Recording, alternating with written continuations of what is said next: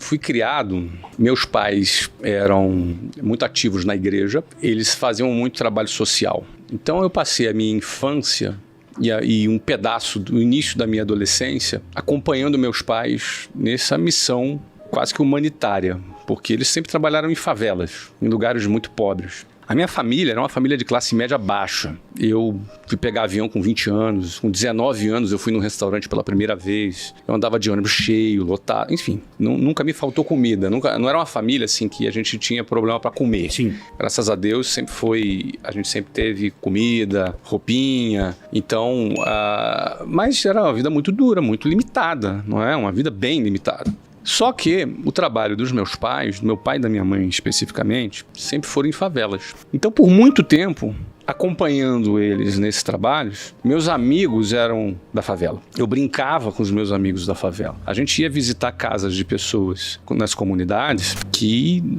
era de madeira a casa, chão batido. Uhum. E eu brincava, levava meus brinquedos, e aí sempre tinha uma criança ali, e eu me comunicava com essas pessoas, a gente brincava.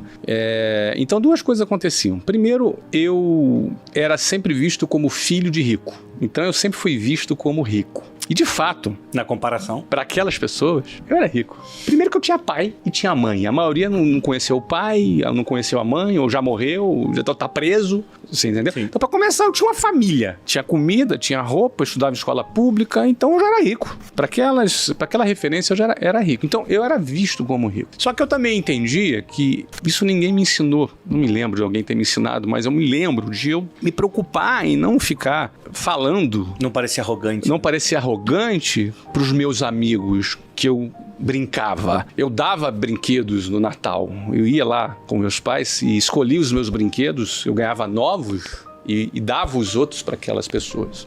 E fiz muitos amigos. Isso eu vivi da minha infância, depois na minha adolescência. Isso parou quando eu saí de casa aos 15 anos para o Colégio Naval. Uhum. E aí, assim, minha vida tomou assim, um rumo diferente. E meus pais continuaram fazendo aquele trabalho. Fizeram por anos, décadas até. Então, do nada, eu tinha ali já 39 anos. Apareceu um cara do nada que ninguém conhecia. Por que ninguém conhecia? Porque eu sempre fui um empreendedor discreto. Nunca fui o cara que fui em eventos, roda para tomar vinho, para jogar golfe, para fumar charuto, coisas que os empreendedores fazem para fazer network. Eu nunca participei disso porque eu estava muito ocupado construindo meu negócio.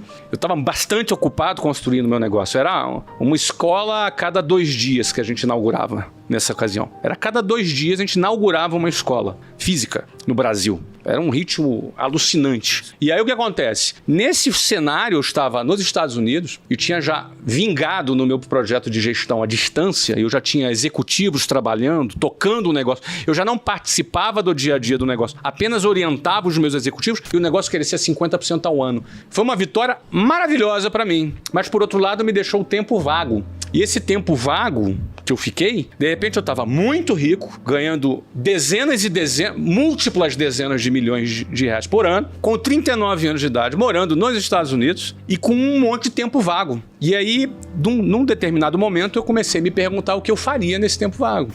Me veio a vontade de fazer o que eu fazia para dentro, para fora. Bom, chegou a hora de eu botar para fora aquilo que eu sei. Então, quando eu botei para fora, eu não era alguém que estava aparecendo na internet para vender um livro para ficar rico. Eu não era alguém que estava aparecendo na internet que queria ensinar alguém a ficar rico vendendo um livro de como ficar rico, entendeu?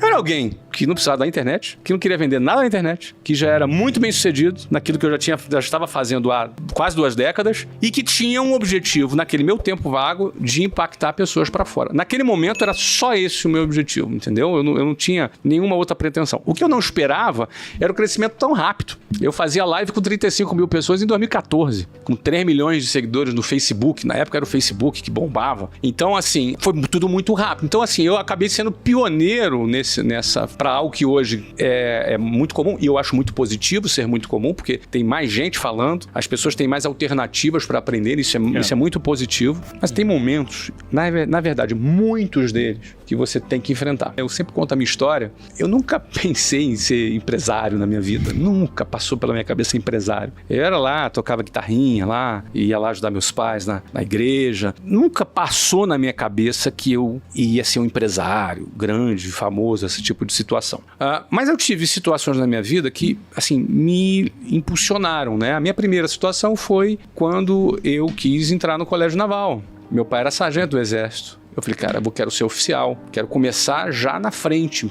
Meus pais me apoiaram, eu estudei pra caramba, passei naquele concurso, depois fui expulso. Eu realmente não me identificava com aquela história, foi um grande fracasso, foi um incidente enorme na minha vida. Eu voltei pra casa desprestigiado.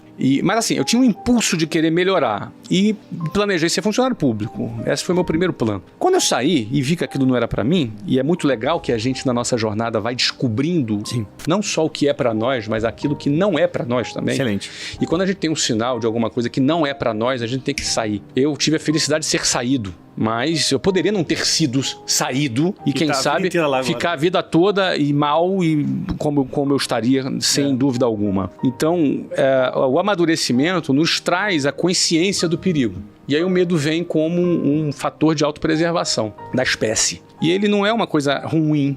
A existência do medo ou sentir medo não é uma coisa negativa. Uma coisa muito ruim é ser dominado pelo medo. Porque diante do medo, como você se comporta? Você pode enfrentar ou você pode fugir, se proteger. Há momentos que você deve, de fato, se proteger.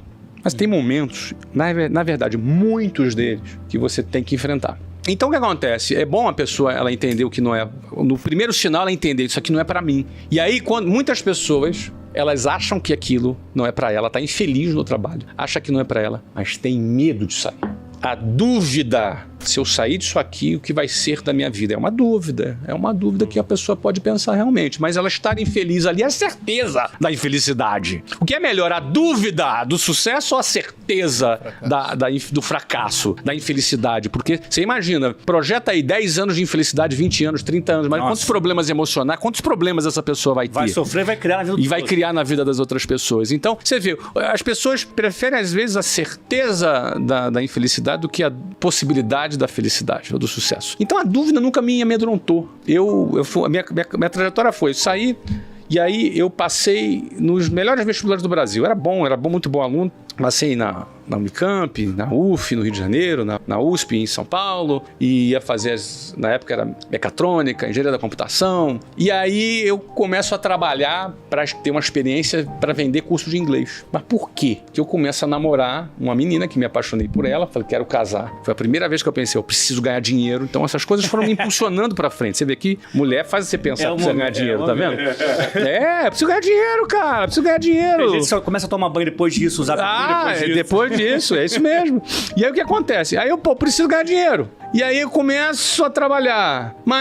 E aí quando eu começo a trabalhar, me desperta ali, cara, aquele trabalho, você tem essa chance, você pode bater essa meta, você pode crescer, você pode ser promovido. Eu falo, cara, isso aqui, quando eu falei isso aqui, eu não tive nenhum medo de trancar minha faculdade. Não dava tempo também, você já estava focado. Já estava focado. Tranquei minha faculdade, não dava tempo. Aí foquei, fui naquilo.